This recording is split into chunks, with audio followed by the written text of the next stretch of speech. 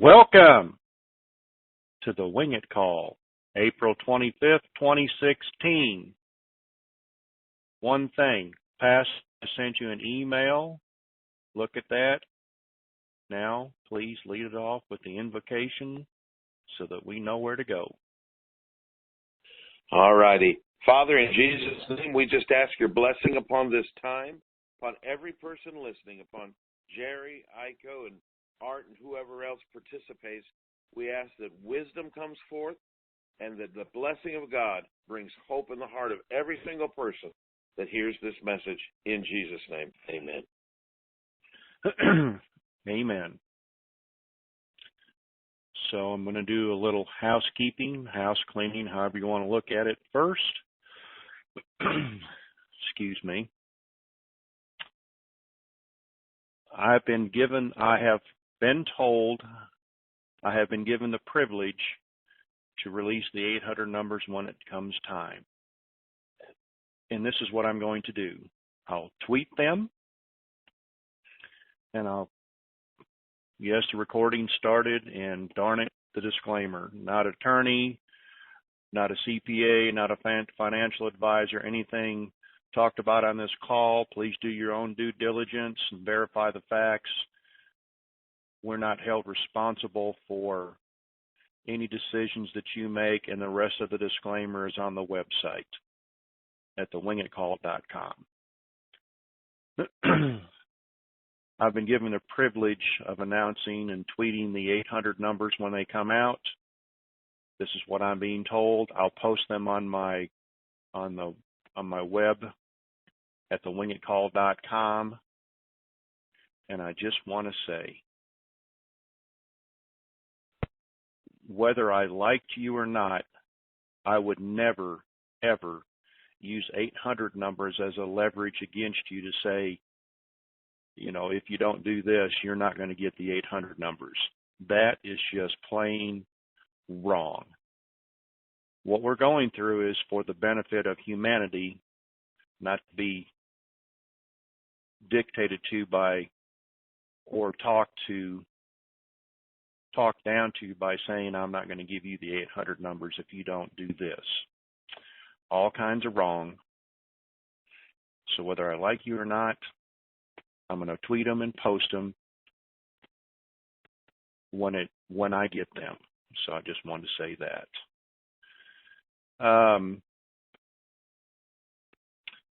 There's the housekeeping for the day. I'm trying to how to word this. From an unnamed source,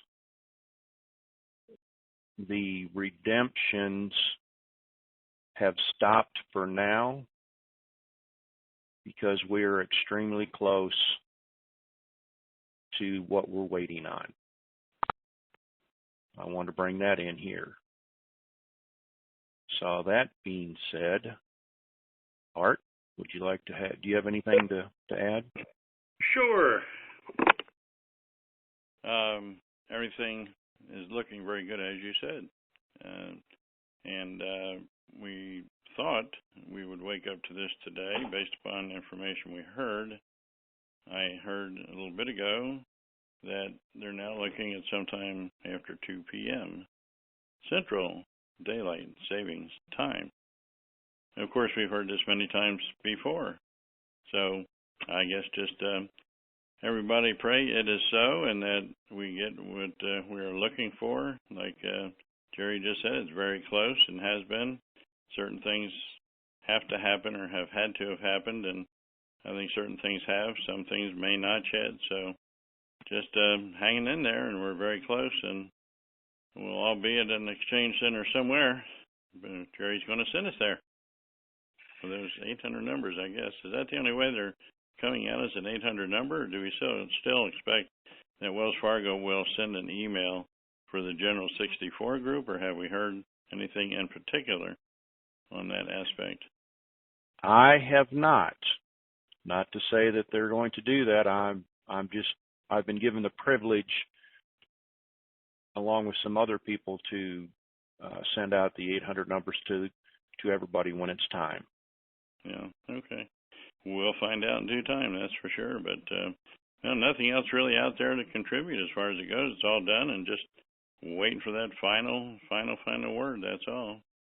And that's it. Also, a little more housekeeping. Somebody's putting out there that the banks could not have directly called me about what I discussed on yesterday.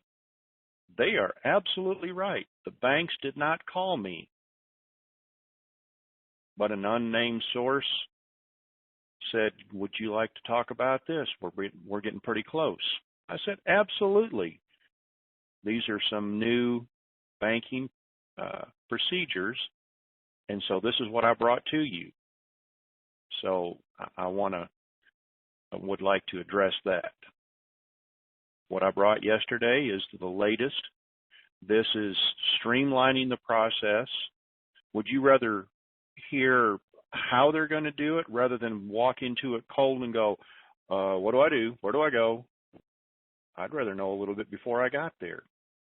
So it was provided to me. I, in turn, provided it to you. Did it come directly from the bank? No. I guess secondhand is, go ahead. I was going to say, but it was all very, very good stuff, and things people need to know. And like you said, you can't walk in there cold, and we've heard some of it before, but you added quite a few things that we did not know, and I took notes, of course, and discussed it with our old little small intel team we have, and they didn't really have any questions. All pretty clear-cut, I think, as to what we can expect, so no need to worry when you walk in the door. If you follow some of those instructions, carry a copy of that with you. Put it in your briefcase or something. So, yeah, very good, though. And I posted it. It's in my forum. I posted it on the web, and it's all over the internet in different dinar sites. Wanted to bring that out, too. Oh, let's see. There's Pastor, did you see the calls there, or not the calls, that email I sent you with questions? Yes, sir. I'm all prepared. Ready to go. Oh, Rockstar. Good afternoon. How are you today? I'm fine. Just hanging out. A lot of stressed out people out there today, I'll tell you. Everybody's acting out and losing their cool. So, well, I got a couple of angry people at me today for whatever reason they're angry. So, if they're angry, tell them it's my fault. The beauty of the internet, seeing as we're all not real anyway, is you can just erase them from your world, and you don't have to deal with them. But I do feel for a lot of folks. A lot of my our friends are really, really in need of a cash infusion, like major. And I feel bad for folks like that who have to keep hearing it. It's here, and then it's sort of here, but not really. So, but it's looking good. I like the fact that all points of the compass are essentially saying the same thing. This afternoon, tomorrow. So that feels good.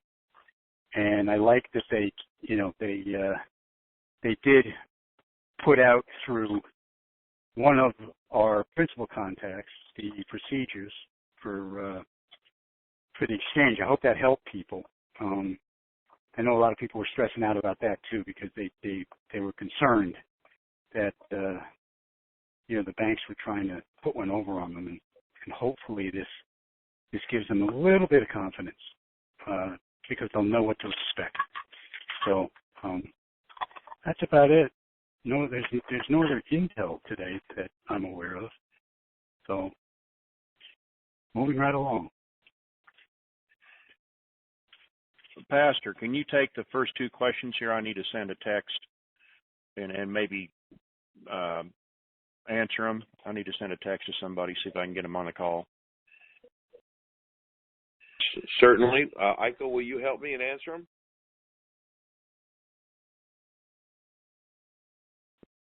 Yes, if I can figure out how to unmute my phone quickly, sure. Okay, you're unmuted now. Number one Okay. question, Iko. My question is, how safe is it to travel via airline with currency in your carry-on baggage? I'm not at all trusting of the TSA. Thanks. This has been asked a bunch of times. So far, all the answers have been nobody's had any problems on domestic flights.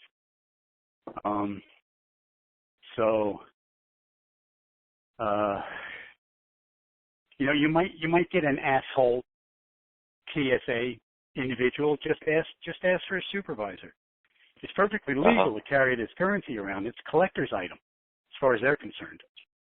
Yes. Not currency, not money. It's a collector's item. So if you run into an overzealous airport security guard, just call it that. And they'll look at it and go, "Oh, okay," hopefully. Yeah. I don't think I Very good. I don't know. I don't think it's a problem. No, I don't either. But number two, this one will be more up your alley.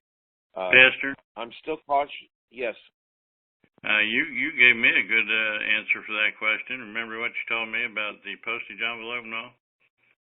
Why don't you go ahead and share that, Art? Yeah, Pastor, and I guess I heard it before someplace too. Just you make an envelope out addressed to yourself, from yourself to yourself, put postage on it, and put it in one of these big envelopes, and they're not allowed, these people are not allowed to open mail. It's is it a federal offense to do so, Yes. or what would be the law on that? Do you know? Exactly, it'd be federal. Exactly, Art. Very good. Very good. Iko, It is a good idea. I am still cautious about using Wells Fargo trust options because I want complete control over the money. Do you think a POD on all my accounts will suffice until I have time to gather my own financial team together and establish funds? A family foundation, LLC, is needed for the projects. If you think it'd be more advisable to use the bank's skeleton trust temporarily, how can I guarantee full control? Somebody mentioned that you would have to have the control if you were named. You could have the control if you were named chief compliance officer and head trustee. Do you agree with that, or have you had any other thoughts?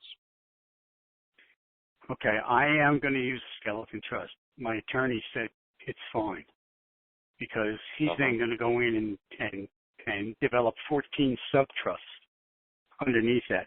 Yes, you are absolutely, you have to be the chief compliance officer. You also have to be the head trustee. They can't, what they want is they want control over how they invest the money because they feel they can best invest on their own behalf. Now, Wells Fargo also, my brokerage account with Wells Fargo says that they've got a fiduciary responsibility. If they recommend an investment for me and it turns out to be a big loser, I don't lose my principal. I don't make any money, but I don't lose any of the principal that was invested. These are questions you're going to have to ask them, but it's like, they don't want things like that. I don't believe that's their purpose. Also, just from a mercenary standpoint, they don't want publicity like that. Not when we've got all these networks out here now and all these calls and all these avenues of communication. The last thing they want is for everybody that had Zim to suddenly decide Wells Fargo was a bad guy and pull their Zim out of Wells Fargo. That's your money. Yeah. They want to partner with you. That's the operative word. So I really do understand the caution around this, but we all have to remember this time we're in the driver's seat. We really are the customer. We are not we're not the serf begging for another scrap of porridge. You guys got to get used to that. We have power now, and you will have power. And you will have power in a lot of places you don't expect it. Yes, I totally agree with that answer. All right, number 3, and Art, feel free to chime in. Question: I was wondering, since my husband and I are in our 20s and will probably have structured payouts, will this limit the amount of money we can withdraw and put into other investments? We have a family member that deals with investing, so it will be outside the bank. Thank you for all you do. God bless. So, Aiko, Art? Oh, boy. First thing I do is not let a family member have control of any of this money. That's not, that's not fair to the family. Yeah, they're basically asking, can my family member, who is a financial, person, use whatever they want out of this while it's in the bank to invest for me? It's really the question I think they're asking. Well, my understanding of the structure is this. I'll just throw out figures. I don't know if they're accurate. Okay. First of all, you got to be grossing over $500 million to be part of a structured payout. That's criteria 1. Criteria 2 is if you're over $500 million and there's a restriction. I don't know. Let's just say they only want to let you have 10% of your principal day one. Just for, I don't know if that's true or not. I don't know what that percentage really is, but let's say it's 10%. So 10% of $500 million is $50 million. Okay, so right there, you've got $50 million to do whatever you want with, just for starters. Then every quarter, you're going to be allowed, if you want, to draw the interest off of whatever the interest your principal makes. Let's just use again a round number, 5%. So you've got what did I say? 50. So you've got $450 million making. Let's use 10%, even though it's probably too fat. It's easier to figure. So you've got $4.5 million every quarter that is yours to do what you want with. Now you can reinvest it, not pay taxes on it, or you can pull it out, pay your taxes, but then use it the way you see fit. Unless you're used to dealing with $1 billion on a daily level, I would say those numbers are pretty astronomical, and it's a good way to start off and learn how to manage the type of this level of fund. And you can certainly bring your family member in as a trustee as well if you want to do that. Yes. So I think I don't know. I just think people worry about that, and they don't really comprehend the kind of money they're about to have in their back pocket. Forget about the structured payout. Yes. That's a good thing. That's a governor, that structured payout. That's giving you a chance to learn how to manage your wealth without getting in trouble. Very good answer. Very good answer. I'm back. All right, we're on number 4, Jerry. Actually, I was going to bypass that one. Let's go to number 5 here. Okay. All right. My question has. Go ahead. My question has to do with the Zim. I recently received my first purchase, and I noticed the words on the front, bearer check. I seem to remember something. Hey, Aiko, mute your phone. Sorry. It's okay. I seem to remember something from last week, possibly in a call that Blondie did with Dizzy that was not recorded, that says this, and those notes are no good for exchange. I'm now second-guessing myself. I don't know. We don't know. If you're concerned and you have time, go back to eBay and buy some that do not say bearer check. Absolutely. If you're second guessing yourself. Yeah, those, Jerry, I bought some of those by mistake, and I bought them from one of the people on eBay, and I actually, emailed them, and they were kind enough to receive those and let me buy the ones that I wanted. You want the checks with the 3 rocks on them. Those are not checks. You want the notes with the 3 rocks on them. So, you just look for the 3 rocks on anything and everything, and if it's got it, then you're good. Those bearer checks have a date on them, supposed to be This is just supposed information. And those bearer checks basically have a date that they're no good after, and it's way beyond the date. The date was in 2008. So what we've heard as rumors is that they wouldn't honor those. So that's what I know about those.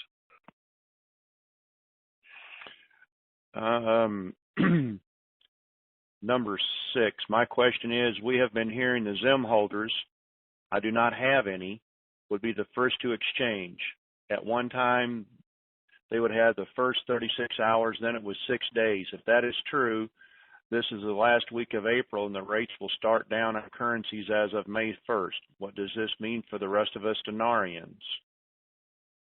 I'm not sure what does it mean. I think then it means the public itself will start the first week of May. How do you interpret that, Pastor? The same way, Jerry. That's what it seems to be asking, and that's what's going to happen. I really like this next question. I think that, you should really ask this, Jerry. Is the rock star going to deliver that sailboat he mentioned a few calls ago? Well, we still have 6 days before he actually has to make that commitment. So I don't know. I'm hoping he doesn't, because it would be terrible that we would have to, pull a, what do you call that? A Coast Guard rescue, where they'd have to go out, pull him off of a ship because something happened and he needed to come back. Oh yeah. So, and number 8 here says, Jerry, can I put an LLC into a trust that Wells Fargo is offering? That I don't know either. There was, if you hold on just a second here,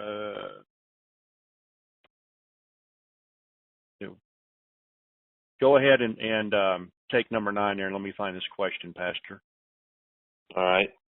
So here we go. My son and I will be going to the exchange together. Will I be able to set up a regular holding account with a majority of money until I get an outside bank trust, and just open a trust account with the bank for my son with $1 million, and then have it structured to pay out to him? Also, will I be able to ask for a $30,000 cashier's check for my son to deposit into existing outside bank accounts? Keep going. All right. I read the whole. We don't have an answer for that? For 9? I'm sorry, you cut out. Say that again. Okay. Do we have an answer for 9? I'm down here looking. I'm looking for a particular question. Okay. Go ahead. Number 10 is, are we coming out fiat, $3.41 plus or gold backed at $1? Do you think we will get our 800s this week to run into next week for Disney's new 7 business day scenario?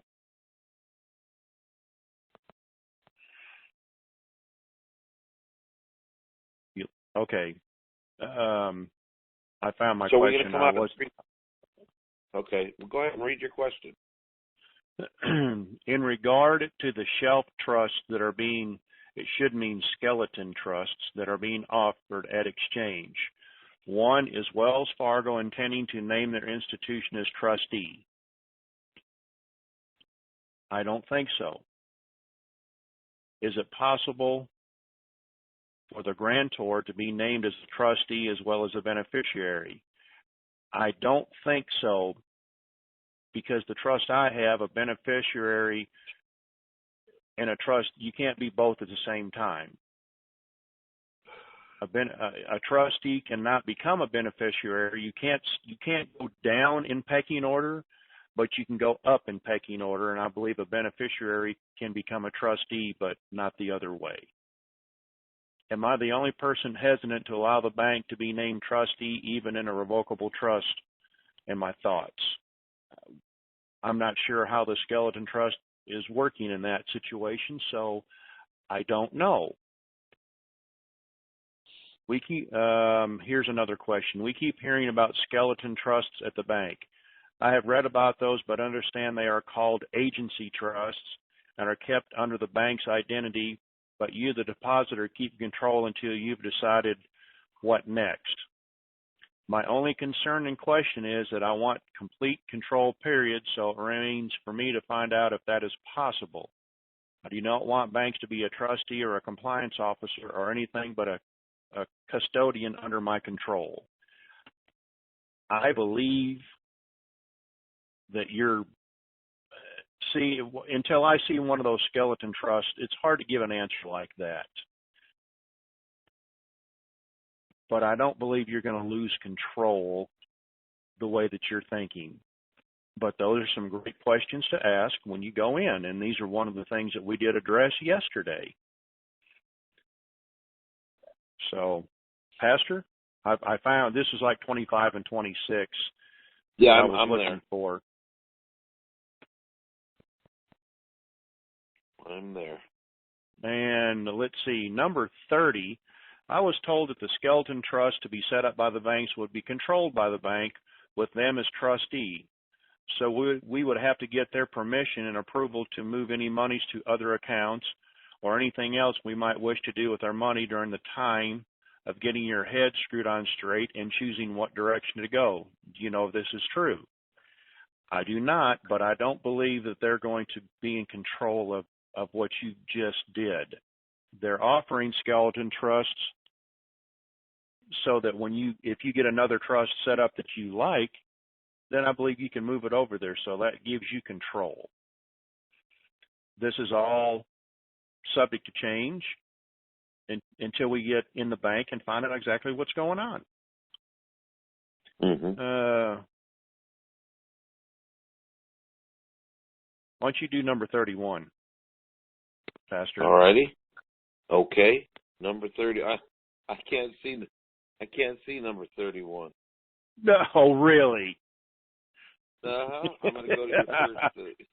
You dog. You are so bad. You are so bad to me. Okay. I'm done. You just outed me in front of all of this public audience. All right. I'll take it. And then I tell you what, take number 32, please. All right. First is I have to find it. Which number 32? Oh, hold on. Well, mine stops at 30. Go ahead. Mine stops at 30. Oh, it does? Yeah. I wasn't joking. Oh, Thought okay. you were doing that to give me a hard time. No. I tell you what, That's why you were laughing. Go back up and start maybe at 15. I've got some text coming in Okay. I need to address real quick. All righty. 15. I have an elderly mother and mother-in-law that are both currency holders and need my assistance to exchange their currency. When the 800 numbers come out, will I be able to call and set up appointment times? All three of us can go in together. I'm concerned about the NDA, and I'll have to sign precluding me from helping them with their exchanges. Heiko, Art? Power of attorney.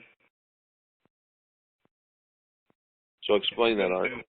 They can exchange for someone else. They've got to get a power of attorney signed by them. They can do that for them. Mm-hmm. And or they could go in with them as a second person. That's true. Mm-hmm. I don't think you could go in and do 3 appointments at the same time. It has to be one person at a time, but you could accompany the other 2 people as the person who knows what's. I think. Wait a minute. What's going on? Yeah, you got to sign your NDA last. That's all.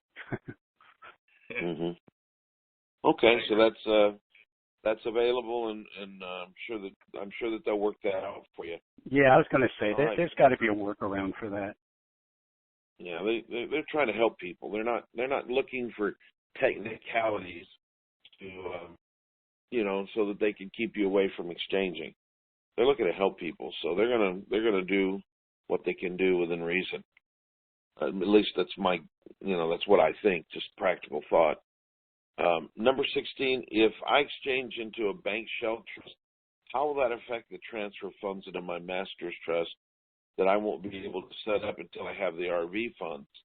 Am I able to transfer the funds into my master's trust after the fact and have it replace the bank's shell trust? Also, will there be any tax repercussions?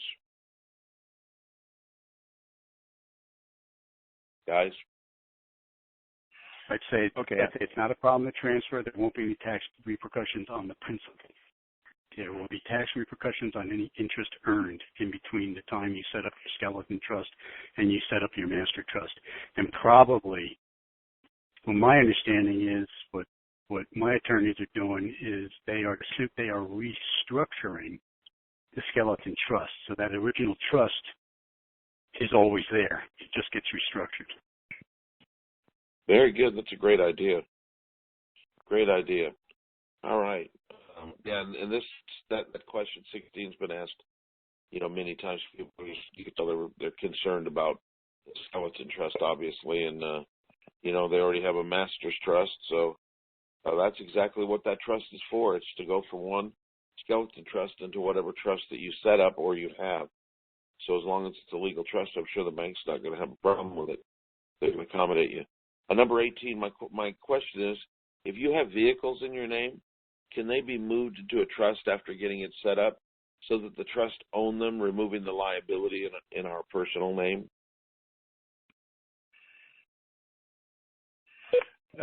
Yes, that's not a problem. It's called conveying into the trust. It's no big deal. So it doesn't matter if you didn't buy it in the trust. You can convey it or give it as a gift to the trust by conveying it into the trust, Jerry? You can convey it into the trust. Okay, so right. I want to get back to the skeleton trust from the bank. The bank will control the trust. I'm not the second portion about it must be autocorrect. So if you could help me out here, it said Mommy's dough agreed. That's the second one you sent me. Any trust on the structured payouts, you're putting your money into a structured payout, but before you leave the bank, instead of having a POD in your own name, you have to have an entity to help protect you from anything that might happen. You'll still have control over it after the end of the structured payout period. Okay? You're still going to have if you have humanitarian projects that need to be done, that's what the structured payout part of it is. Wells Fargo, I think, wants to keep a high percentage in there to slowly meter it out to the public, but also for humanity. So you're going to have access to it, just not all at once. I'm probably doing a terrible job of explaining this. And yes, it is a bank trust, but once it ends in the whatever years you have, it is all yours. They're not trying to steal it from you. It's just a protection for everybody. Like I said yesterday, if you dumped all this money into the economy at one time, it's like a fire hose on full blast trying to water your yard. It doesn't soak in, doesn't do a lot of good, and runs off. So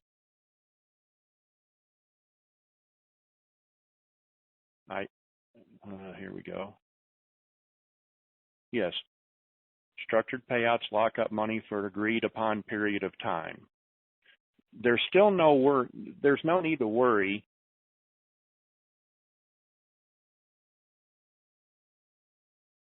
There's no need to worry about the bank trying to take your money. They're not there. They're there for protection.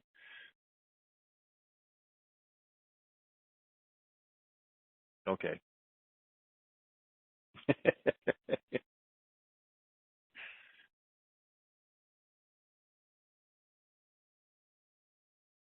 Jerry, we've skipped around everywhere. Do you know where you're going to go? Yeah, I'm coming back up here. Okay. Let's see. What was the last one you dealt with? Here we go. Number 19. Go ahead. Questions in 4 parts, Jerry. If you have less than $1 million exchange dollars and over 60 years old, Hold on, will they tell Pastor? you? Yes. That's 100 million. 100. Yeah, that's what I said, didn't I? No. You said Okay. $1 I million. said $1 million. You're right. If you have less than 100 million exchange dollars and you're over 60 years old, will they tell you that you have to have a structured payments? And then will it be possible? Let's just answer that first part first, Jerry. Let's go. I don't think they're going to tell you that you're going to have to be structured if it's 100 million or less. Very good. Then it says, will it be possible to exchange your ZIM at Wells Fargo, not getting a Wells Fargo trust, and immediately transfer to another bank, being sure to put a POD on the account? Answer that, please. I'm texting. All right. The answer is yes. You can transfer it, but they're not going to get as good a rate. Yeah, you're going to probably That's take simple. the international rate. If you're not going to partner with the bank's not going to give you money just because they're nice guys. And if you do the math, according to the numbers that have been put out so far, if what's been rumored to be, because we've got no legal rates that anybody's given anyone, but if what has been rumored to be given, the math says you're going to get more in your initial exchange from just taking 10 to 15% or whatever they'll allow, be way more than you would have gotten with your whole exchange. And you'll have money coming in the future every quarter. You just be not a very sharp business person if all the information given is true and you didn't take the higher price. It's just they're trying to help humanity. I can see what they're doing. Nobody's rumored this, but it's obvious they're changing the power structure. When evil people have something good, they make it evil. Good people get something good, they make it better. And people are looking at changing the power dynamic today by giving people that have never had money the kind of money that people that have had money for generations and eons of time. And so you need to understand that everybody's not against you. Everybody's actually is going to be helping you, is going to be trying. Pastor? Yes, sir. Go ahead. The floor is yours, sir. Thank you for helping. Hey, guys. It's Joseph. Aloha. Hey, Joseph. How you doing? Oh, alive and kicking, man. Alive and kicking. That's awesome. I was just listening in, and I heard Jerry giving a redneck explanation of trust with different runoffs on sewage systems, and I just, I thought maybe we needed a little clarity so people wouldn't be unnerved. Yes, we do. The redemption. Aiko, how are you, brother? Tell me which. I'm fine, Joseph. I'm fine. How are you? Good. Good to hear your voice. Instead of your text. Yeah, Art, good to hear your voice as well. God bless you, Pastor. God bless you. You guys are doing your work. Thank you, guys. So, why don't you explain? Yeah, there's some things I can't talk about, but just in general, the trust system actually was set up initially for very wealthy people to avoid paying taxes. This was before 1969, and it was held basically what's called off ledger, so you could have as much money off ledger as you wanted to keep, and the bank wouldn't have to account for it in terms of reserve. And so that actually still applies in terms of the off ledger. So when we talk about putting money in a trust, we're actually talking about putting money off ledger so that it doesn't go on the deposit responsibilities for the bank in terms of having to hold not only liquidity, but also now metals as it relates to Basel III. So that's why everybody's getting put in a skeleton trust. because the bank can keep these huge amounts of new deposits kind of out of the public eye and away from shareholder reports. Right, Aiko? He muted out Yeah, there. yeah. Oh, No, okay. I muted back out, but yeah, that's my yeah. That is the true meaning of a trust. It's not the advertised meaning of a trust. The advertised meaning is asset protection, but the bottom line is it helps wealthy people stay wealthy. So, Right, and I think Nixon in 1969 actually forced trust to be a taxable entity, whereas before it never was. A lot of people are concerned. We got questions that the bank is going to be the trustee and the compliance overseer, and that they're going to lose complete control. Right. Well, look, when you engage in a trust with any financial entity, whether it be Wells Fargo or Primerica or Chase or U.S. Trust or anybody like that, you go into a general trust of that institution, and they pool all their trust monies to make investments. That's kind of just how it works. I don't want to say that's negative, because in our situation, a lot of us haven't owned trust before, so it's wonderful that we're able now to qualify for that. But by the same token, we're also not capable of managing our own wealth, especially at this level. I know people love to hold on to their money, but I think after you've been wealthy a while, you'll realize you'll really enjoy paying for the professionals to manage a variety of things, wealth being one of them, and you'll really appreciate the fact that they're working for you 24 hours a day, 7 days a week, 365 days a year in every time zone in every market in the world. They have whole staffs set up for managing this type of wealth, their trust wealth, all over the world, all hours of the day and night, anywhere in the world. And so they hedge it. They use special fancy algorithms that they hire the smartest people in the world to design, so they can always maintain levels of wealth and never lose mathematically. So being in a bank trust is not a bad thing. It's not a dirty word. It's just something that's going to happen, because unless you bring your own trust, you are going to be put into a trust to start with, especially at the sovereign rate, because they're so high. And I don't want to get into the bank programs or anything like that. I'm really not allowed to speak to that. But what I am allowed to speak to is the general workings of a trust. It's a good thing. If you have one, bring it. If you don't have one, they'll start one for you. There's no drama around it. It's just an entity to keep the money off ledger, and then you'll be able to kind of see what they have to offer you in terms of long-term structured payouts, and you'll be able to pick and choose what's comfortable for you. There will be some access to immediate principal in a percentage, smaller percentage, but nonetheless a really good percentage, because some of you guys are going to be redeeming at such high exchange rate that, quite frankly, you won't need access to that much principal, a lot more than you're probably thinking. So you'll want to put most of the money into some sort of investment vehicle, and that's what the structured payout model is. So they've thought through, guys, this process of a new or sudden wealth kind of client coming into the bank. They've thought through the technical aspect, the mechanics of it, having trusts and different entities ready for you, structured payout programs prepared at set interest rates, set lengths of time.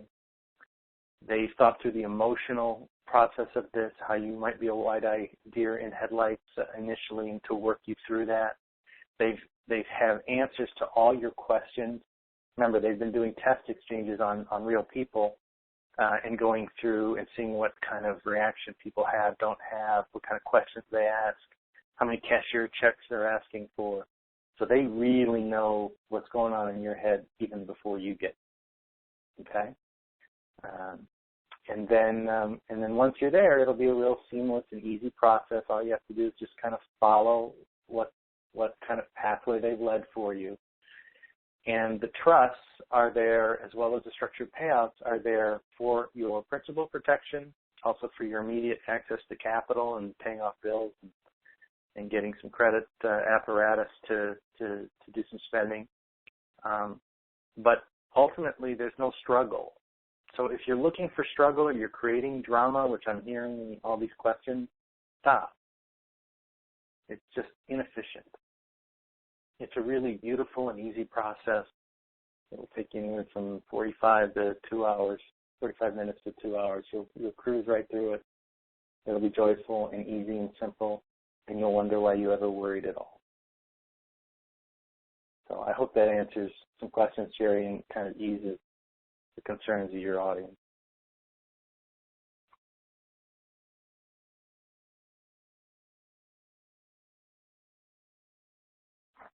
Hello? Did I lose anybody? Sorry. No. I always mute myself because I'm always complaining to other people. I can hear you in the background. Can you bring any answer at all to the Zen that says bear check on it? Is it going to be any good or not? I'm getting emails. I don't want to talk on the Zim. I don't want to talk on any currency. I don't want to get into that. I would just say bring the app. Just bring it, because if it's real, it's real, and if it's not real, it's not real. You'll know at the time of your appointment. Okay, thank you, sir. We'll go back on to our questions. Thank you very much for pulling my struggling redneck butt out of the flames. Look, Jerry, it's confusing for all of us, and if you haven't had experience with trusts or structured paths or annuities or investment products, and you haven't had this life experience, it's new. So how can anybody expect it to know all these things before they've gone through it? And what the bank knows is they know most people haven't gone through this before. Right. So they've made it really, really clean, really easy, really simple, really legal, really honest, really forthright, and really quick, too. I mean, you'll move through it really quick. You'll be amazed at how easy the whole process is. Well, I'm thankful that maybe I'm tooting my own horn here when I was saying, hey, Wells Fargo, listen up. Let's have a pre-stage area before we get to the staged area, and then the cool down lap. So looks like they've got it all figured out probably long before I said anything. So yeah, they're really smart. They have some really smart people working, and they've been working on this for years, guys, years. So anything that you're worried about or concerned with, they've kind of got the answer already built into the structure. Iko would like to would you like to bring that in, Iko, or do you want to? Well, I'm asking you, do you want to say anything? It's up to you. Yeah, I'll bring it in, sure. Breaking news, guys. We have a contact inside a Chase Exchange Center. I won't tell you which one. She's been giving us good information for months now. Just got a text. She has been called in, and their general ledger is showing exchange activity.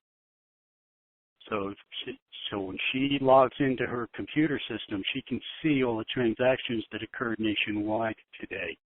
And what she's telling us is that people are actually exchanging right now.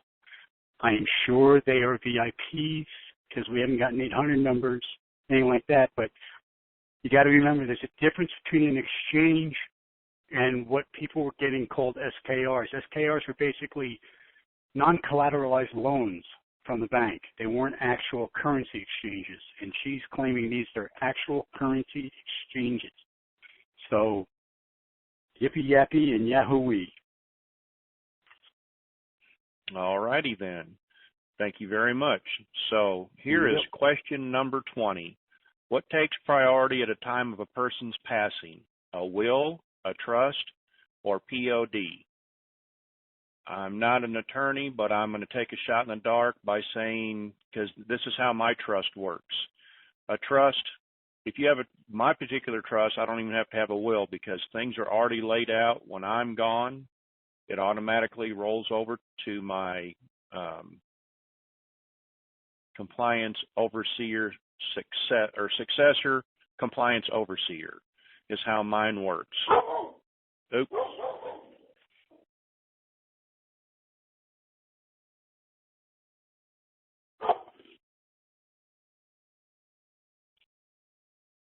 So that takes precedence over the will or the POD. So I hope that helps you out. If the private exchanges are, this is the next question. If the private exchanges are occurring now, do you have any idea when it will get down to us minions, with the understanding that the rates will begin to exceed beginning May 1st? What is your opinion on how the 800 numbers will be relayed out? I addressed that at the very beginning of the call about the 800 numbers. The private exchanges, as you just heard what ICO say, is they're starting back up again, but my unnamed source told me that they were suspended for a while from yesterday till today. I guess they must have just started back up again. So as to when it gets to us, it'll get here when it gets here.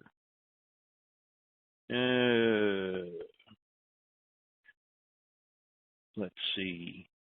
Are there any issues that are known that is continuing to delay this release of this to us, even ones you may not be able to share with us? None that I know of. It's not in our hands. It's in somebody else's hands. Okay, Pastor, take it away. All right, Jerry. What question do you want me to start on? I'm going to send you the rest of them in an email. All right. So where do you want me to go from here? Where have you left off? What's the last one you have there? 30? Yeah. Okay. All right. Well, I'm going to go back up to I guess about 15. Let's see. How about 17? Can you indicate where the exchange info is coming in from bankers or their intel providers based on the accuracy of the info over the years? Just how sure you are in regards to the structured payouts and the shelf trust that you've just recently been put out? You actually shared that earlier, Jerry, when you came on the program, and actually probably the beginning of the tape. You can go back and review that. So, number 18. My question is, if you have, we already did that, and we did that one.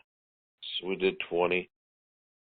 21. If the private exchanges are occurring now, do you have any idea when it will get to us minions or understanding? We just actually got that one. And number 22. If the IMF is part of the cabal system, why are we seeing them in the midst of everything happening, seemingly still being in control of much? Must admit, it is confusing to me. How can the old be mixed with the new in a leadership position? Iko? Art? Yourself would be better to answer that one, possibly. It's a great. Thanks, Art. Yeah, it's a great question, Pastor. So how can the old be running the shop if the new is controlling everything in the background? And I guess the way that I'll equate it, without being too political, is it's like a divorce with a parents, and they have small children, and they're handling everything in the background in terms of their divorce before they tell the kid. And amiably. Well, I don't know how amiably divorces go, but and it's certainly ripping away of the financial system, military, and everything else that goes with it. I don't know how amiable it was, but certainly that's all getting handled in the background.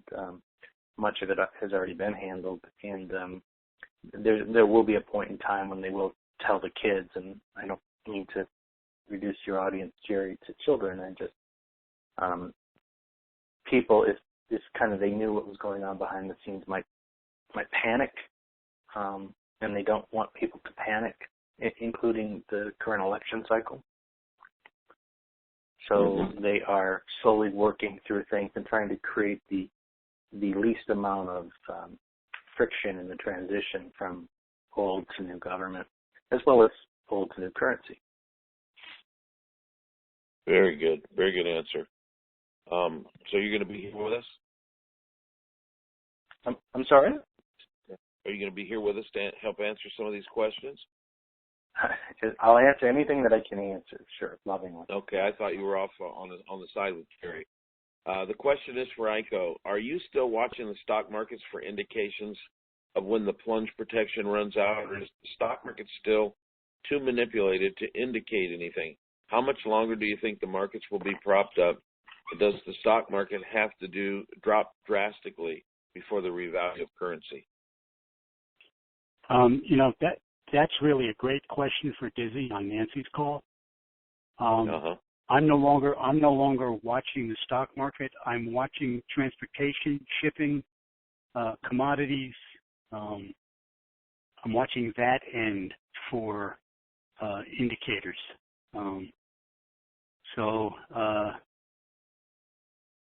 He answered his own question. The stock market is so manipulated now that even the manipulators don't trust what the stock market is saying, because that's how effed up it is at the moment, in plain English. So there you go. But Dizzy's really the guy to answer that. Yeah, I agree with you. Unless Joseph wants to take a crack at it.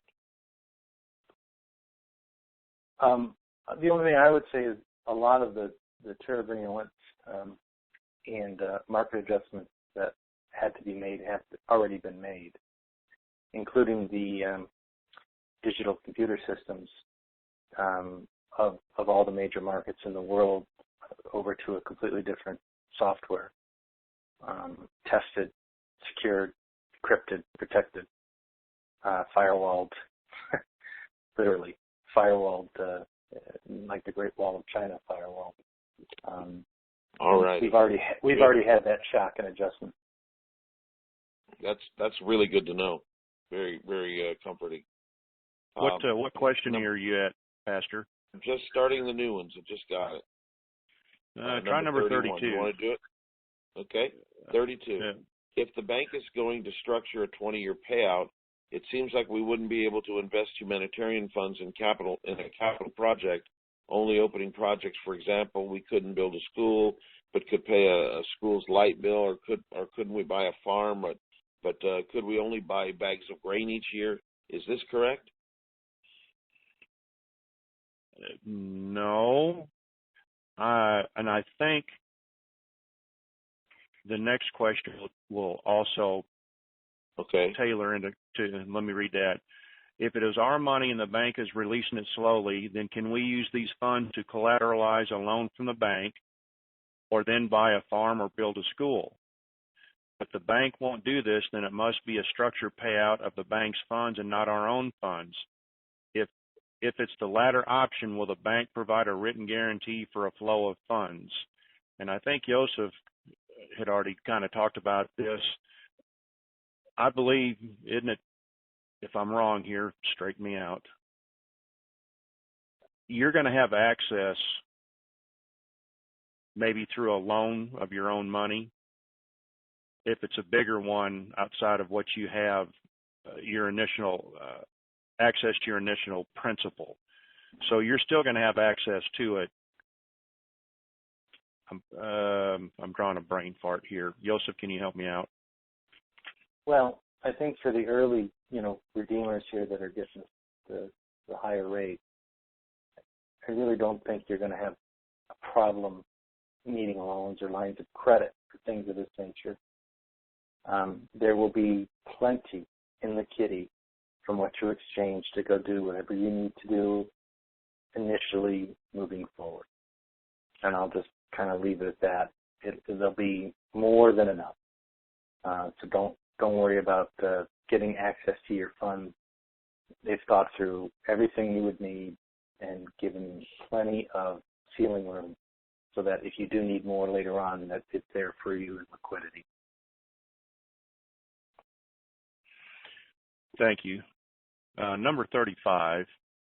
I know this sounds nitpicky, And as you've said before, we'll find out when we get there, but it throws a wrench in planning effectively. Over the last decade, I've assembled for myself and clients a prioritized list of $1.3 trillion in humanitarian projects.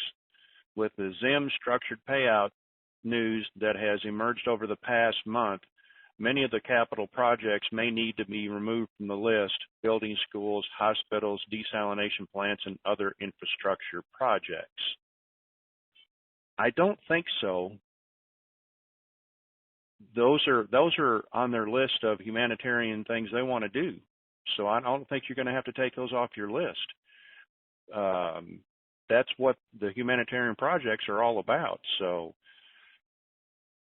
well, Jerry, a lot of people have built up all these different projects they want to accomplish. We've been waiting on this for so long. So there's a whole, laundry list of things that people want to accomplish for other people, which is beautiful. And so they're adamant about having enough money to do that. And I know I'm talking to a lot of people out there. I did the same thing. So I understand what it means to kind of pick and choose or cherry pick the best projects and put them in your little basket to fund at some point later in the future when everything comes out. Again, I just want to reiterate, the initial rates are very high. There will be liquidity. Any problem that you have in terms or any desire that you have to fund something, the bank will work with you. Don't go to a place of fear or lack when we're dealing with this much funding. As Aiko so rationally said, we're no longer the paupers or the serfs.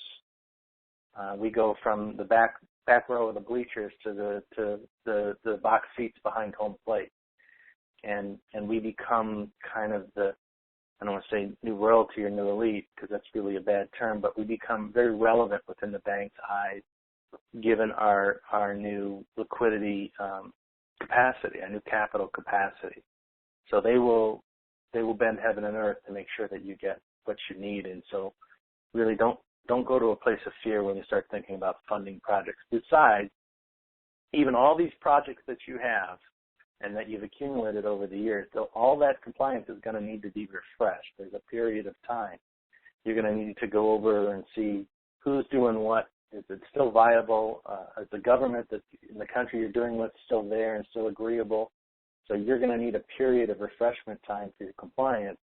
And all of that's going to allow you time, in essence, to build a relationship with the bank, to seed money in different parts of the world, different banking sectors in the world. Everybody's in such a rush to get everybody money, but the reality is you're not going to just flow money out. Even shovel-ready projects you think are ready probably have to go back and be revisited, and then it'll come out in a cash flow, a tranche system, where a little will come out every month or every quarter, and you'll start to build up. You just won't dump money on something. It's not the way it's done. Thank you. I'm going to read these last two, Pastor, because they've already been. Joseph has already answered them, but I want to read the questions anyway. Will the bank's shelf trust be a revocable trust written with the currency holder as the trustee? In other words, will the currency holder have full control over the shelf trust, or the bank has control? That has been addressed. And the last question, a question for Jerry and friends. In your opinion, if you were 35 years of age and came into this opportunity, would you have different plans? Also, if I go for a higher rate, would helping churches, missionaries, and other ministries, do you think would be considered humanitarian projects by the bank? I know you're not the bank, and I know you'll have to wait. We'll have to wait and see when we get to the bank, but would just like to hear your opinion. Thank you. All those last two questions have been addressed here in the last 15, 20 minutes. And that pretty much is the whole list, except for the one that I don't know why, but It just doesn't seem to get to Pastor, so I'm going to read it. I was on Ray Ren's call today when someone was talking about the Wells Fargo Skeleton Trust. It was indicated that the bank would be the trustee on this trust.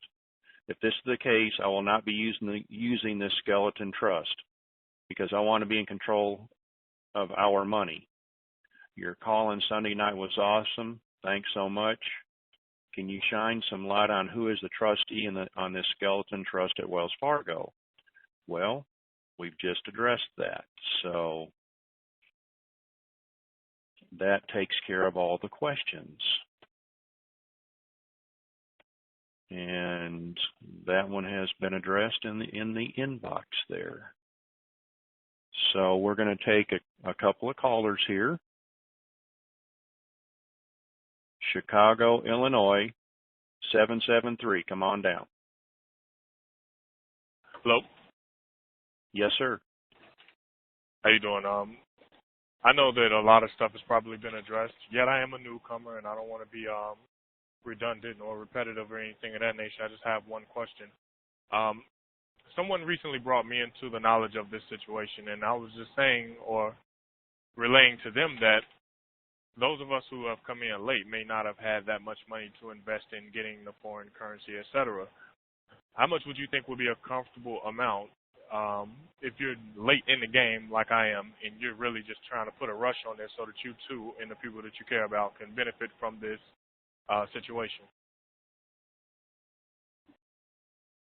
Are you wanting me to give you an amount? I'm saying like, because a few people that I know of say that they've already invested maybe a couple of thousand, and they've known about it for several years. Me, myself, found out about it last week. Yep. And I'm wondering if my efforts are even going to be enough for me to be able to, like I said before, benefit from the information that's being put out. Well, it all depends on how much you invested, your paying threshold. I mean, you could be Donald Trump's son and just drop, $40,000 into it. That's a sizable investment. So you see where I'm coming from. I don't know your situation. Exactly. Okay. Well, thank you. You're welcome. Let's see. Let us go to our northern friends here. Victoria, British Columbia, 250. Come on down. Hello there. I wanted to ask, as a person that's never had a trust before, I want to be properly prepared going into the bank with the details that they might request regarding the successor. I mean, should something happen to me, not that I'm planning on it, but and I just want to clarify, does it need to be an odd number of people defined as trustee or trustees of this situation? Not that I know of. I do not have an odd number myself. Oh, I wasn't sure. I'd heard that somewhere. Okay. This is a problem when I don't really know the full. I mean, a lot of us are just new at this. What is your name, ma'am? My name's Canada Girl, they call me. Okay. Say it again. I didn't quite hear it. Canada Girl? Canada Girl. This is Joseph. Oh. How are you? Hello. Listen, Hello. your question and your energy is being felt by a lot of people right now. Oh, so you are right in alignment. It's a wonderful question, and the way you asked it is so authentic and so real. So I wanted to jump in and Canada Girl answer your question specifically. Oh, thank you. That's why I jumped on the call. Thank you. You've never had a trust before, right? No, I haven't. Correct. Most people haven't because they really haven't had the money, worthy of opening a trust. But, well over 90% of the world's monies are held in trust or foundation or some combination of the both. So the wealthy, this is how they manage money, is through a trust. And so you're going into the bank with this currency, this deposit, and in essence, you're going to be opening a trust now because you have enough wealth to warrant it. Is that correct? Yes. And you're worried because you've never done it before. Well, I just want to go in prepared. I want to have the backup information, contact details, and clear in my mind as to who would succeed me should something happen before I get Right. That's exactly how you should be thinking. However, this is when they say skeleton trust, what they mean by it is it's really not going to go into a long list of successors, one, maybe two, kind of reserves of people who could handle the trust or be responsible for it should something happen to you. Mm-hmm. is probably all that's going to be needed, because they'll want to move through the line quickly. Right. So it's wise for everybody out there to think, okay, yes, I'm getting this, but should something bad happen to me, or illness, or we get hit by a satellite walking out of the bank for whatever reason, who would take over such a great responsibility? Right. And it's not always necessarily a family member. It's not always a sibling or a child, depending on how old you are. Sometimes it's a family friend that has the character and the morality to deal with this kind of wealth. Sometimes it's an attorney or an accountant or somebody that you could trust with your family's well-being should anything happen to you. It could be a spouse. I know a lot of people are having marital issues because of the RV, and they don't necessarily want to put this on them because they're not prepared for it.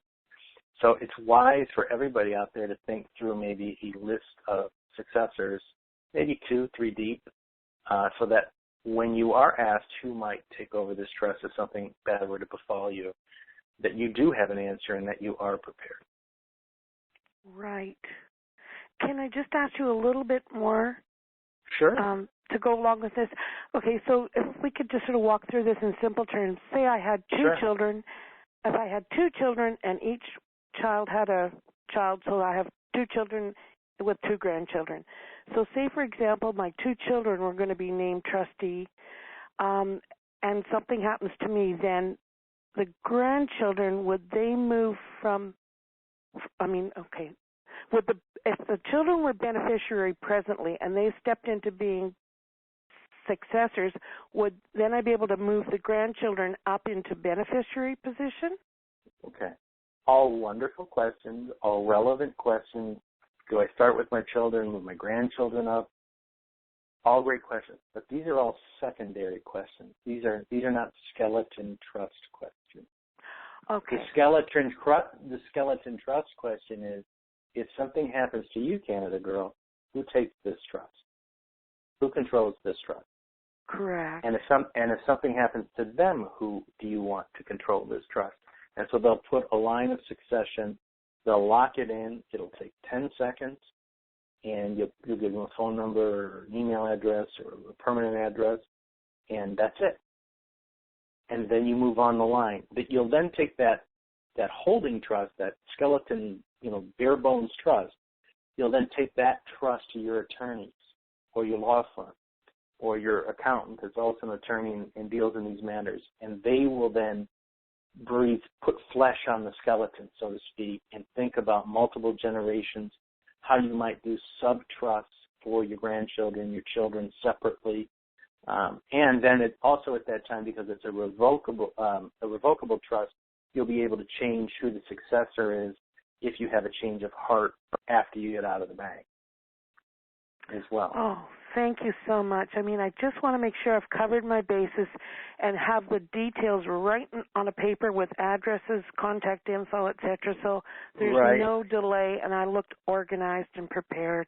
Well, you will be, and I just don't think it's as complicated as your kind of the stress that you're feeling. The exchange is not that complicated. Structured payouts aren't that complicated. Trusts aren't that complicated. Successors aren't that complicated. It's just new to us. It's not that we don't have the intellectual capacity to handle these things. It's just we've never been exposed to it as a group for the most part. And they know that. So they will be trained at helping you through the process. But you being on this call and asking this question and asking it for other people is extremely helpful, because we're all a little bit nervous going into this. Some of us are extremely nervous. And the gentleman that just called in and said, how much do I invest because I just got into it? Some people this is their first phone call. Mm-hmm. Can you imagine? It's amazing, and it's absolutely true. Everybody's at a completely different level, but no matter who one may be, they really have to give it some private time, thinking time to organize who do I want in my shoes when I'm gone, or who do I want to follow up. I mean, the banker can't tell you that. You've got to know what you're doing. No. But you will have time post-RV to really work through that and make changes, alterations. You can split the trust up. You can sub-trust. You can start foundations. You can start LLCs. You can start nonprofits, NGOs. They'll work through all of that with you. And that's what the professionals are there. Pay them their retainer and take time to think through it, and you'll have as much time as you need post-RV. You have to remember, the RV, you've got millions of people exchanging in a very small window of time. Right. So they've tried to answer your questions before you ask them. They've tried to put it into the structure of the process of the RV before you get there, so that once you're there, everything kind of moves almost like, I don't know if you've ever been to college, like a college enrollment thing where you go in and you get your classes. Mm-hmm. And you go from one station to the next station to the next station, and then you go pay for it, and then you're out. Mm-hmm. And it should take you an hour, 2 hours tops. Right. That's how they've tried to set it up, station to station, and then you move through it. By the end of it, you have your money, you have your cards, you have your checks, you have your accounts, you have your principal, you have your structured payout, you have your trust, and you leave with a goodie bag of things that you would need long term and short term. And they've thought this through for you and for everybody moving through this. Everybody, no matter how much currency they have, no matter how long they've been looking at it or studying it, they've really, as Aiko says, they're there to help us. And we've never been in a situation where a bank's bending over backwards to help us. That is true. Okay, well, thank you. Just so I'm very, very clear, just to summarize, just to get me through the hurdle of the very first opportunity, just needing a name or two or three for successor, and that'll get me to the point where I can go and do it properly. Is that correct? You're up at that. You need somebody in the on-deck circle and somebody in double on-deck circle, or what they call in the hole. So I would come with 3 potential trustees, including yourself at the top. Thank you. Thank you so much. I totally appreciate that. It's been niggling at me for a few days now. Thank you. You and a lot of people, Canada Girl. You're going to get through it fine. It's going to be much easier than you're thinking. You'll laugh at why you ever worried in the first place. Well, I totally appreciate the help that we're getting here. It's just invaluable. Thank you. I know. God bless you. Thank you, and you too. Canada Girl, I'm going to give you a call later if that's okay. Yes. Okay. Thank you. Thank you. All right. You have my number there? Oh, yeah. Okay. Thank you. All right. Hey guys, I just want to reinforce the concept that we have time. I think we've all been in these situations where we're being pressured when we're borrowing money, when we're doing financial things, buying a house, doing whatever. There's a lot of people putting pressure on us to make decisions and get the process going because that's how they make their money. And we don't have any of that pressure now. If anything, we're the ones that can apply pressure. Not that we should do so simply because we can, but I mean, just a quick example. If you're walking away with $500 million and you're entering into a payout agreement, let's just say they allow us to keep 10% of that $500 million, and that's $50 million that we have total control over. I mean, we could go out and buy 80 gazillion candy bars the next day if that's what we felt like doing with that 10%. And then conservatively, let's use 8% as an interest rate. That leaves $450 million at 8%, which is $36 million a year. Divide that into quarterly interest payments. That's $9 million every 3 months that we're going to get a check for that much money. And I don't know about you, I'm going to have a hard time figuring out how to spend that. What I'll probably do is reinvest it.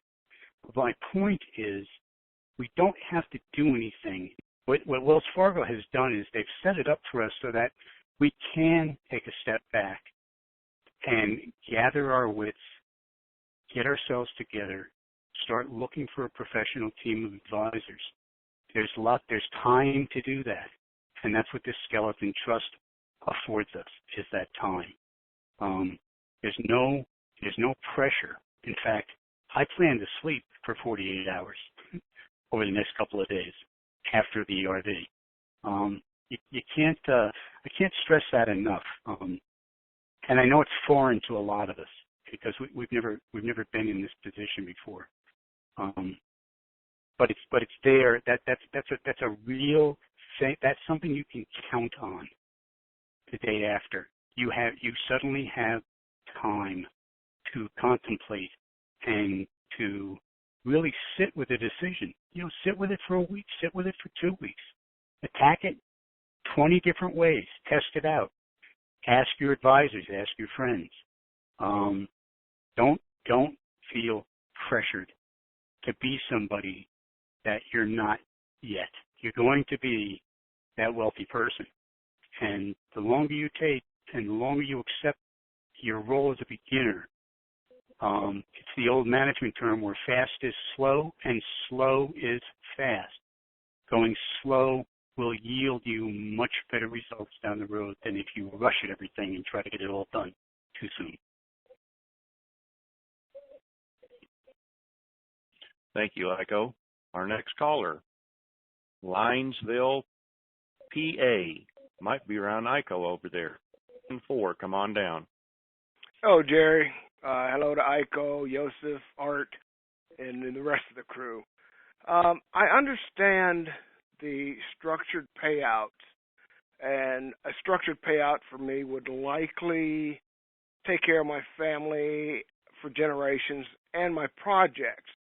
But for the sake of clarity, can you explain to me where the bank gets the legal authority to hold any of my money?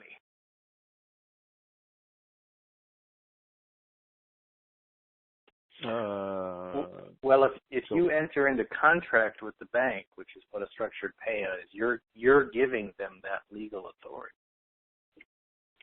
So if I don't enter into that contract, I'm not likely to get a higher rate? Is that what you're saying?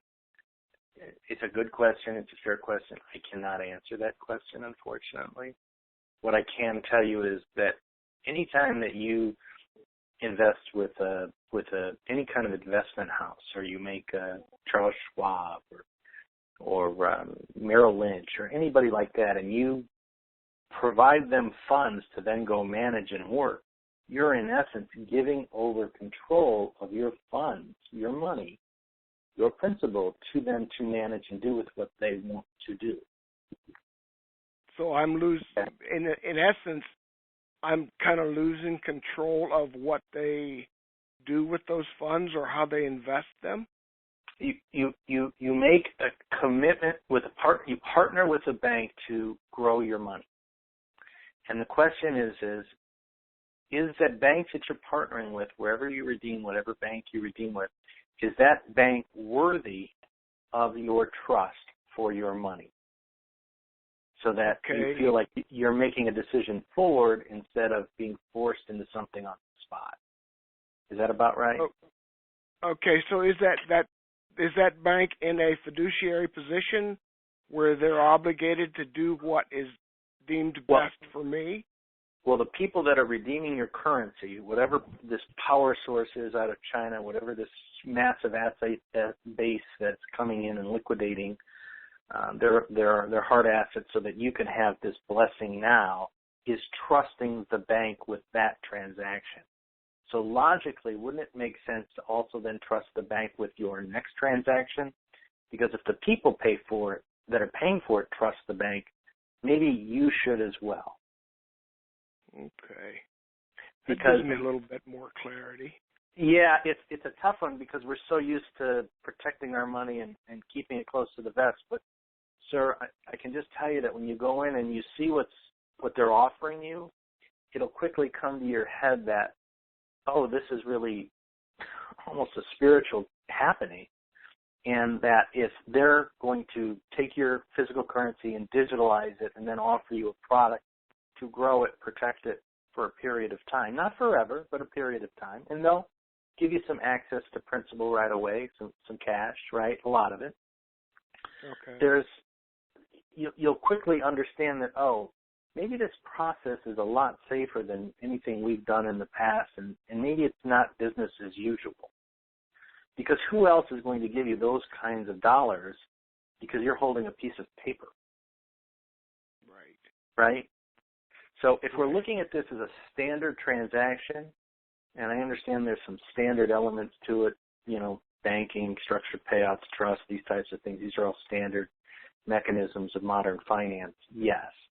But in terms of you getting this kind of wealth for purchasing something on the Internet, that is highly unusual. In fact, It's quite frankly unprecedented because the Internet's only been around since Al Gore invented it, right? Correct. So I'm over. We'll say I'm a few years over 65. My structured payout, will it be somewhat shorter than say? Yeah, it will be. They'll take it. Anything over 59, I think, or 60, somewhere in that range, depending on where your birthday falls. You will have access to a more condensed program because of your age. Okay. Well, that answers my questions, and I certainly thank you all. Yeah, and they're good questions, and they're really solid concerns. But they have thought through them for you, and they've provided you an avenue for both protection and growth and access to immediate liquidity. So Good questions, though. Thank you very much. Do I need to start or will you mute me? No, if you'll star two, it'll put your hand down. Thank you. So. All right. Thank you.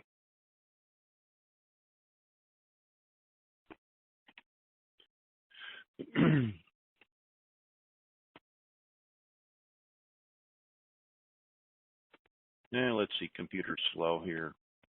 On the web, all it says is little dog. 623,546 hash trial evaluation version has expired. Hello, little dog on the web. Oh, do you have me unmuted? Can you hear me?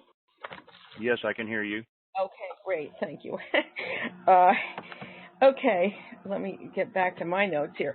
Okay, so I gather there is a compliance officer and a trustee are two of the main people who control. I'm partly reviewing to make sure I understand what you've been saying. Okay, so there are those two functions. Is that correct? Who are the kind of the decision makers for the trust? Okay, so am I understanding you that if we go to the bank with our money, our currency, and exchange, we will need to get a skeleton trust to begin if we don't have a trust that we're bringing there? Correct. Okay. And that the bank will be either the compliance officer or the trustee of that trust? Correct. Okay. Both? One? You don't know which? On the trust that I have, I'm the compliance overseer and the head trustee. I'm not quite sure how the... Oh, okay, go ahead. Go ahead. And then on the bank, I think the bank is the head trustee. Am I correct on that, Joseph? Well, when you open a Wells Fargo trust, you will be placing money into the master trust of Wells Fargo or Chase Bank or Citigroup or wherever you redeem. It's just the way it works, guys. Okay. You can, if you don't like it, you can start your own trust outside of the system and move into it. But a lot of people don't have the cash to do that, or the knowledge base to do so. Exactly. I'm in both categories. And so that's why the skeleton trust is even in place, because they know you're not coming. They know 90% of people aren't coming with trusts. Okay. And they need to be in one. Yeah. Okay. So I felt kind of relieved when I heard about this the other day. Now I'm going to have a little bit of concern because I'm in both of those categories. I can't afford to hire anybody right now, and I'm new to learning about all of this. So I was assuming I could make my exchange and then have time to do the research once I know how much money I'm dealing with and I have the money to hire professionals to then set up the trust that would be the right fit for me for my circumstances. You will. You will be able to do that. Okay. You will be able to do that. And that new trust that I set up will then be able to transfer the functions of both compliance officer and trustee to either myself or people that I choose? Yes, but in terms of movement of money, that is, if you then sign up for a structured payout, which I can tell you right now, most of you will, most all, because financially it's sound decision making. Once you do that, you in essence give the authority to the bank to manage your money for an agreed upon period of time. And so that investment product locks in, and it's in a skeleton trust, but it can't be, the product can't be changed. The trust can be changed because it's a revocable trust, but the product cannot be changed. You're making what's ended up happening is there's two meetings, there's two appointments in one. Here there's an exchange of currency, and there's also an investment opportunity at the end of the exchange process. So you are in essence having two meetings at once. And this is done because 99.9% of the people in there are going to be so doe-eyed about what kind of money they're getting. They know they're not going to be in a place to understand how to manage such wealth. And the bank has a fiduciary and a moral responsibility to help people through that process and protect those assets for those newbies that have never seen these kinds of zeros before. You would fall into that category. I would imagine 99% of the audience listening falls into that category. So if you're trying to apply normal business practice to an exchange with this amount of sudden wealth, don't. I'm telling you, don't. Go with the flow. Don't overmanage it. Don't create drama. Make the best decisions you can at the moment. Bring your currency, your identification. If that's all you have, that's all you need. And you will come out exactly how you should come out on the other side in an hour to 2 hours. Okay. I hear a lot of people, we've been so preparing for this, and the news has changed, and this skeleton trust, and now we're dealing with this and structured payouts, and if we're 60 years or old, I mean, there's a lot of information to deal with. And quite frankly, nobody really knows the truth until we're in there, right? Right. Okay. So trust that the people giving you this money have set up a system in order for you to protect it, to grow it, and then to have some liquidity and do some things in your life that you've never been able to do before, short-term and long-term. So, okay, this gives me two more questions. One, okay. One, it's from what you just said, it sounds like there would be a possibility to refuse doing a structured settlement. You don't have to do anything. You don't have to redeem your currency. You don't have to go into a structured payout. You could go in, say, this isn't for me, and walk out. Well, of course, but okay, but wait a minute here. If I looked at what they were offering for a structured settlement, and I would prefer not to do a structured settlement with them, that would be possible. What would you prefer doing? What would you prefer doing? Well, I'm concerned about the length of time that the structured settlement would take. I don't know whether the amount that I have to exchange, that with my second question is, is there a lower limit that one would exchange, that the dollar amount of what you would get would not, the structured settlement plan would not apply? You can ask them anything you want at the exchange. It's your currency. Okay. If that's the way you want to work it, then ask them. It may not be an option, but you can ask. Well, I'm just wanting, yes, thank you, and I'm wanting to know what you know, or with your best guess you know at the moment. So, my advice, can I just give you my personal advice? Well, I'm strongly hearing that your personal advice is to go with the structured settlement they've set up. If they offer you 10 years, see if you can get 100. Well, okay. That will be my great grandchildren that will be around at that point. But anyway, that's okay if it's in a trust, it transfers, and then you've taken care of all the investment responsibility for them. Now, it's not that you couldn't make more money outside of the structured payout. That's not what I'm saying. What I'm offering is this. Very few people on this call that have ever listened to these calls that even have currency for the most part that were purchased offline or were gifted or however you got the currency understand international finance, understand hedging, understand algorithms, understand diversification, understand asset class, understand emerging markets. If you don't understand those terms and you don't understand them at a PhD level, why would you try and manage it? It's like surgery. You know, if I were going in and I needed a hip replacement, I wouldn't try and do it myself. Nor would I let my brother-in-law who you know tinkers around with you know medicine or oils or whatever he does, new age medicine, nor would I let him go in and change my hip around. I would go to a hospital. I would go with the best surgeons in the world. I would go get the best titanium hip I could get. And I would subject myself to letting them operate on me so that I could have 20 to 30 more years with activity in my midsection there. I think we're looking at this, again, the zeros are substantial. So you're looking at this as though it's a normal investment opportunity that you would get if you got an inheritance of a few $100,000, even a few $1 million from an aunt or an uncle that passed away. That's not this. This is a one-time benevolent event. It is a helicopter drop of money beyond the likes of which you're even expecting.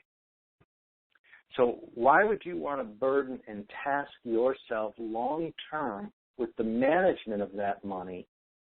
You're responsible, I get that. But allow the professionals to do their work.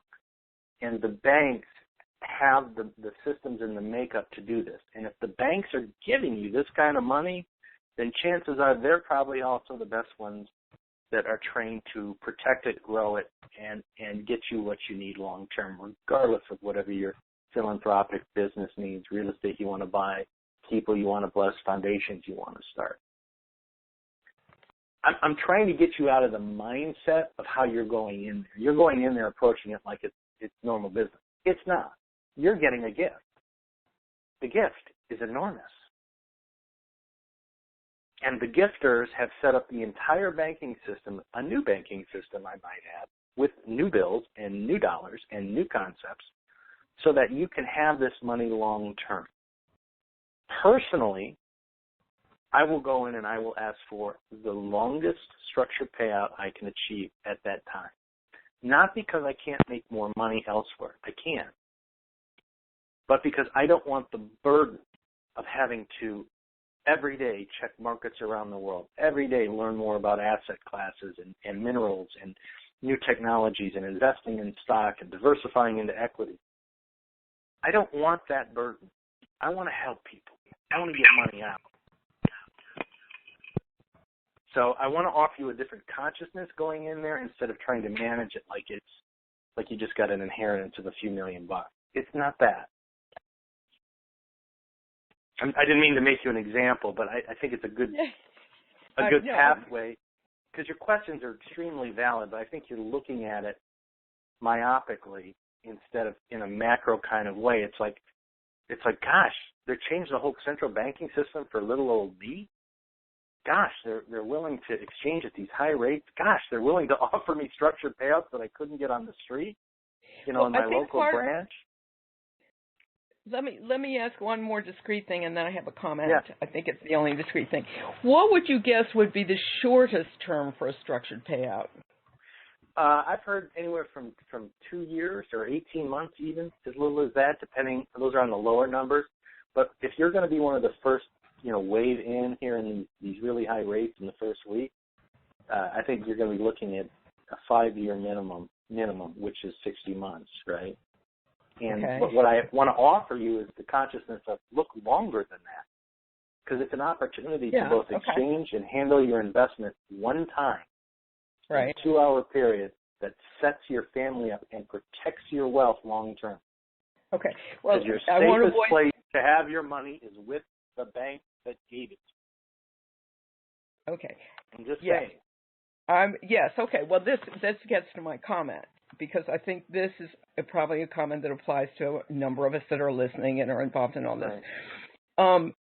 You sound very smart and grounded, and so do many, many other people on these calls, and I'm extremely grateful that you're doing everything that you're doing to provide information to those of us that completely didn't know anything about this till somebody gave us a tip about this currency thing. Okay.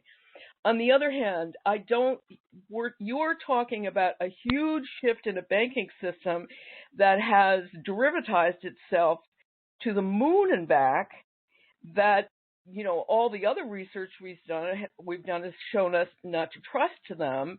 You're now telling us that initial appointment will have a sales pitch at the end of it. I've learned from lots of sales things, don't do that. Take the time to think and then decide the choice that you're going to make. And you're basically suggesting that we go with the first possibility that's offered us for long-term, how to invest this money that we'll be getting. So on the one hand, everything you're saying sounds great, but you're basically saying, trust us, it's all going to be different, it's all going to be new, you can trust these people. Yes. Yes, you're saying that. I could go through the logic of it, and I could give you the examples, and I could go through 70 years worth of history with you, although this call can't handle that kind of time frame. But I'm not going to. You need to do that. I'm coming from a place of I've studied it, I've shared it, I've spiritually investigated the prophecy of it, and what I'm offering to you is a consciousness. You don't have to take it. You can go and do anything the way you want to do. I'm telling you what I've done. Right. I'm telling you what I'm going to do. And the reason that people like Aiko and Art and Jerry are on these calls is because we're getting some of the backstory of what's really going on in those banks and what's really going on in government and what's really going on geopolitically. And we see amazing movements in shifting of I'll call it dark to light, you know, and we're trying to help people understand that this is a lot more than just an exchange. You know, it's a transfer or an exchange of consciousness, as well as the way we do business, the way we bank, what kind of money we use, how it's backed, and so forth. And so if you're trying to approach it like you've always approached a transaction in the past, you know, a sales pitch at the end, if you think somebody's giving you billions of dollars and they're giving you a sales pitch at the end, you're not quite getting it, are you? They're gifting this to you, and they're trying to protect you from yourself. Now, you don't have to take that protection. But what I'm offering you is the consciousness that all of the stations that you're going to go to at the redemption meeting are set up for your benevolent good. You may not believe that. I understand it's a bank. I understand you've had bad experiences at bank, and you think that the derivatives are somehow still out there. They're not. They've been settled. The derivatives are over. It's over. We are converting to an entirely new system, and I'll offer you this. We've already converted to that system. They're now sharing the address of the party that they've already set up for us, and we can come in. We can eat hors d'oeuvres. We can eat the main meal. We can have the bar is open. There's as much as we want. We can listen to the band. We can dance. We can do whatever we want now, because all of the toxic aspect of the banking system has been chopped. And this, at its core of the banking, was a spiritual war. It was a spiritual war. It was fought in heaven and on earth. And this is what is referred to as the golden era, the age of Aquarius, the water bearer coming forth. It is, to many, the restoration of Christ and the reclaiming of his kingdom. And we can look at it as trying to get the most for our money, or we can just say, thank you, Lord. I accept this process, and I'm going to go through it peacefully and lovingly and try and enjoy it. But if you're fighting it to try and logically make sense of it, I think you're going to be frustrated, short and long term. Who am I talking to? Just my thought. Okay. Who am I talking to? You're talking to Joseph. Oh, okay. Hey, Joseph. I thought I was talking to Aiko, but anyway, that's fine. I'm delighted to be talking. Well, to you. we're all one, and we're all here trying. Yeah. We're right. We're all here trying to ease our friends and family through a very odd transition. Right. Well, and I am definitely, all of us little dogs and big dogs are working on easing through this transition. I have been working on it on my end, more the spiritual end of things, since the late 60s probably. So, I'm part of the team. I just, I'm working. I am so much of the spiritual end of things that my problem is I get too ungrounded, which is why this is really good growth for me, that I am using some of my suspiciousness and trying to understand how this all works, and not just kind of, and that probably applies to a bunch of us too, like to lean into this, you have to have hope, you have to have vision, you have to go, things really can be different, and yet we have to pick our feet up and put them down on, the earth is still going to be here solid, and we have to do these things in a grounded way together. So, and you're doing that. And you're doing that. And I'm doing that. Calls. You're doing That's that. right. And you've done it, yes. and it sounds like you've done it for decades. So yes. So maybe it's time to implement what you know, instead of still always. Have you ever heard the term, somebody says always striving and never arriving? Well, I think if you do me, you see I'm not just a striver, but yes, you're right. Yeah. Well, maybe it's time with this investment, with this RV, with these currencies, with the GCR, with all of it put into one little package. It's time for us to arrive. Yeah. And move through it. And right. I always say move through the cross. Move through the blood on the cross and get to the resurrection of Christ on the other side. Yeah. It's time as a species, as a oneness of humanity, that we break through, and I honestly, I can give you all the technical stuff about trusts, structured payouts, and critical thinking in terms of negotiation, all this stuff, but at the end of the day, it's a blind leap of faith. You call an 800 number. You go to an address they give you. At the address, you turn in your currency, and they give you zeros, a lot of them digitally, in some paper, and then you have a chance to grow it right on the spot. And if all goes well and everything works the way that you're hoping, you walk out and you never have another financial worry for generations of your family as far as you can see. How does that logically make sense? Yeah, it doesn't. Yeah. It completely does. It's a completely spiritual leap. It's a leap into the unknown. Flat on your face, you're still ahead. Yeah. Hold on. Aiko, go ahead. I was just going to say, even if you, with the amount of money we're receiving, even if you fall flat on your face, you're an entire new life ahead of the game already. So if you're in that room and you're looking and you're at a crossroads or a fork in the road. If you look down the one side and it feels safe but kind of dim, and then you look at the other side and it's bright and frightening, take the bright, frightening road and see where it leads you. That's the gift. Right. And probably every one of us needs to lean into that connection to the less frightening that we've been following all our lives, that led us to choose to buy the currency in the first place. Mm-hmm. And go ahead and do the next step of our destiny, basically. All the work you've been doing since the 60s has prepared you for this moment. So well, there's lots of moments. Yes. Not like this. This is the God moment. Sorry, Jerry. I know we got to wrap up, but I mean, you're there. You're there. in the universal presence. So Well, and embrace it. personally, I'm getting Okay. aware, and probably this applies to everybody, we all have different ways of connecting to that positive side of the choice, to the spirit.